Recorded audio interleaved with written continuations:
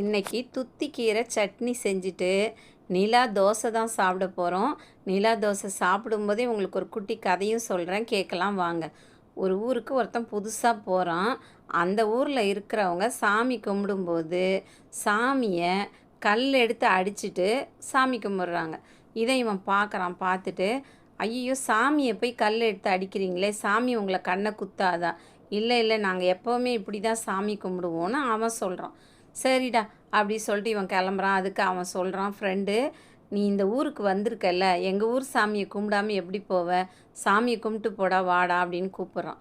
அப்படியா, என்னடா பண்ணுறது சொல்லிவிட்டு, இது வேற கல்லால் அடித்தா சாமி கண்ணை குத்திடும், இவனுங்க அடிக்கிறானுங்க, நாம் என்ன பண்ணுறது அப்படி சொல்லிவிட்டு கையில் கல்லை எடுத்துக்கிட்டு ஃப்ரெண்டுக்கு தெரியாமல் பக்கத்தில் இருந்த மரத்தில் அடிச்சிட்டான். அடிச்சுட்டு சாமியும் கும்பிட்டு, சரிடா நான் சாமி கும்பிட்டேன் வரேன் சொல்லிட்டு கிளம்புறான்.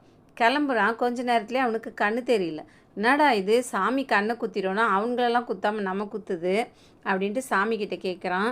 ஏன் சாமி நீ என்னை கண்ணு தெரியாமல் ஆக்கிட்ட, நான் உன்னை அடிக்கவே இல்லையே அப்படின்னா, அதுக்கு சாமி சொல்லுது, நான் இவனுங்களுக்கு பயந்துக்கிட்டு தான் அந்த மரத்தில் இருந்தால் நீ என்ன தான் நீ அடிச்சிட்ட அப்படின்னு